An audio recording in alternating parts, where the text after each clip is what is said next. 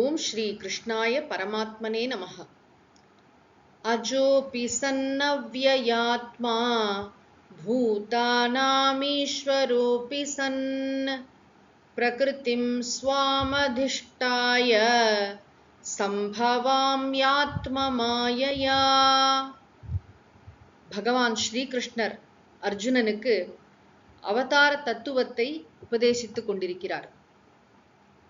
பகவான் எப்படி தோன்றுகிறார்? பிறப்பு என்ற ஒன்று நிகழ வேண்டுமானால் புண்ணிய பாபம் இருக்க வேண்டும். இப்ப நம்மலாம் பிறக்கிறோம் அப்படின்னு சொன்னா புண்ணிய பாபங்கள் இருக்கின்றன. அவற்றை அனுபவிப்பதற்காக எக்ஸாஸ்ட் செய்யறதுக்கு தான் பிறக்கிறோம். ஆனா பகவான் எப்படி தோன்றுகிறார்? பகவானுக்கு பிறப்பு என்பதே கிடையாது. பகவான் என்ன சொல்றார்? அஜஹ அப்பி அஜோபி. அஜன பிறவாதவன், அஜோபி சன் நான் பிறவாதவன் என்ற போதிலும் அவ்யயாத்மா. அவ்யயாத்மானா என்ன? குறைவற்ற அறிவாற்றல் உடையவர். பகவான் இந்த சரீரம் அழிஞ்சுதான் இன்னொரு சரீரம் வரணும் அப்படிங்கிறது கிடையாது. உயிர்களுக்கு அந்த ஒரு நிலை இருக்கிறது இல்லையா? இந்த உடலில் வாழ்ந்து கொண்டிருக்கிறோம்.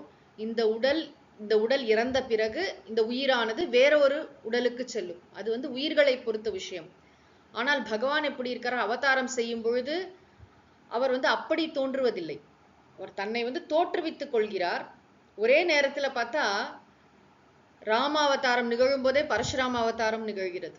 கிருஷ்ணாவதாரத்தின் போதே பலராமரும் தோன்றுகிறார். அப்ப எப்படி வேணாலும் எத்தனை வடிவங்களில் வேண்டுமானாலும் தன்னை அவர் தோற்றுவித்துக் கொள்ள முடியும், சைமல்டேனியஸா கூட. அவர் பிறவாதவர், அவருக்கு பிறவியே கிடையாது என்ற போதிலும் அவர் தன்னை தோற்றுவித்துக் கொள்கிறார், ஒரு வடிவம் எடுக்கிறார். அவ்யயாத்மா அப்படின்னா குறைவற்ற அறிவாற்றல் உடையவர், மாறாதவர், அழியாதவர். அப்புறம் என்ன? பூதானாம் ஈஸ்வரஹ அப்பி சன்னு. உயிர்களுக்கு தலைவராக இருக்கிறார், அனைவரையும் ஆள்பவராக இருக்கிறார். புல் முதல் பிரம்மா வரை எல்லா உயிர்களையும் ஆளக்கூடிய ஆற்றல் படைத்தவர். 3 விஷயம் இங்க சொல்றார். பிறவாதவர், குறைவற்ற அறிவாற்றல் உடையவர், எல்லா உயிர்களுக்கும் ஆளக்கூடிய தலைவராக இருப்பவர். எப்படி தன்னை பிறப்பித்துக் கொள்கிறார் அப்படின்னா, ஸ்வாம் பிரகிருதிம் அதிஷ்டாய, தன்னுடைய மாயையை, இங்க பிரகிருத்தினா மாயா, தன்னுடைய மாயா சக்தியை சார்ந்திருந்து, அதிஷ்டாயன அதை சார்ந்திருந்து, ஆத்ம மாயையா சம்பவாமி. ஆத்ம மாயையான என்னுடைய மாயையினால் நான் தோன்றுகிறேன். சம்பவாமினா நன்றாக தோன்றுகிறேன். மாயையை சார்ந்திருந்து என்னுடைய மாயையின் மூலம் என்னை நான் தோற்றுவித்துக் கொள்கிறேன்.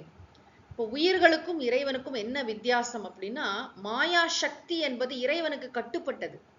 ஆனால் நாம் அனைவரும் மாயைக்கு கட்டுப்பட்டவர்கள். மாயைக்கு நாம் அடிமைகள், மாயைக்கு நாம் தாசர்கள். ஆனா பகவான் மாயையை தன் வசத்தில் வைத்திருப்பவர். ஆனா அவர் அவதாரம் செய்வதற்கு மாயையை சார்ந்திருக்க வேண்டியிருக்கிறது. ஆனால் அவர் மாயையின் தலைவர், மாயாவி, மாயையை ஆள்பவராக இருக்கிறார். இந்த இடத்துல ஸ்வாம் பிரகிருதிம் அதிஷ்டாய, தன்னுடைய மாயையை சார்ந்திருந்து, ஆத்ம மாயையா சம்பவாமி, என்னுடைய மாயையினால் நான் என்னை தோற்றுவித்துக் கொள்கிறேன் அப்படின்னு சொல்கிறார். ஆக இந்த மாயா அப்படிங்கிற விஷயத்த சாஸ்திரங்கள் மிக அழகாக பல கோணங்கள்ல இதை சொல்கின்றன. இந்த இடத்துல பகவான் சொல்கின்ற விஷயம் என்ன? பிறவாதவர் என்ற போதிலும், குறைவற்ற அறிவாற்றல் உடையவர், மாறாதவர் என்ற போதிலும், உயிர்களுக்கெல்லாம் தலைவராக இருக்கும் போதிலும், அவர் எப்படி தன்னை சார்ந்திருக்கக்கூடிய மாயை, அந்த மாயையின் துணையுடன் தன்னைத்தானே தோற்றுவித்துக் கொள்கிறார், அவதாரம் செய்கிறார். பகவான் அவதாரம் செய்கிறார். எதற்காக அவதாரம் பண்றார்? ஒரு லீலையா? அவருக்கு ஏதாவது போர் அடிக்குமா? இல்ல நமக்கு ஒரு என்ன சொல்றது, ஒரு என்டர்டெயின்மெண்ட்டுக்காகவா? ஆனா குழந்தைங்கள்லாம் இந்த காலத்துல இந்த புராண கதைகள்லாம் கேட்கும்போது ஏதோ விளையாட்டுக்கு போட்டிருக்குன்னு நினைச்சுக்கிறாங்க. இல்லை, அதன் அவதார நோக்கம் என்ன? அவதார தத்துவம் என்ன? எதற்காக பகவான் அவதாரம் செய்ய வேண்டும்? நாம தான் உயிர்கள், நமக்கெல்லாம் வினைகள் இருக்கின்றன. வினை பயன்களை நுகர்வதற்காக நம்ம எல்லாம் உடம்பு எடுக்கிறோம். சரி, பகவான் எதற்கு ஒரு ராமர், கிருஷ்ணர், நரசிம்மர் அப்படின்னு ஒரு வடிவத்துல வரணும் அப்படின்னு கேட்டா அதுக்கு ஒரு முக்கியமான காரணம் இருக்கிறது. அவதார நோக்கம் என்பது இருக்கிறது. அவதாரம் அப்படிங்கிற வார்த்தையை நல்லா புரிஞ்சுக்கணும். அவதாரம்னா இறங்கி வருதல். தன்னுடைய இயல்பான அந்த நிலையிலிருந்து அவர் இறங்கி வருகிறார். ஒரு ஷார்ட் பீரியட் அப்படி வந்துட்டு போயிடுறார். தன்னை தோற்றுவித்துக் கொள்ள டக்குன்னு மறைஞ்சிடுறார். எதற்காக அதை செய்கிறார் என்பதை பகவானே பின்னால் இதில் இந்த ஸ்லோகங்களில் விளக்கப் போகிறார். அதனை நாம் அடுத்த பகுதியில் காண்போம். ஓம் சாந்தி சாந்தி சாந்திஹி. ஹரிஹி ஓம் தத்சத். சர்வம் ஸ்ரீ கிருஷ்ணார்ப்பணமஸ்து.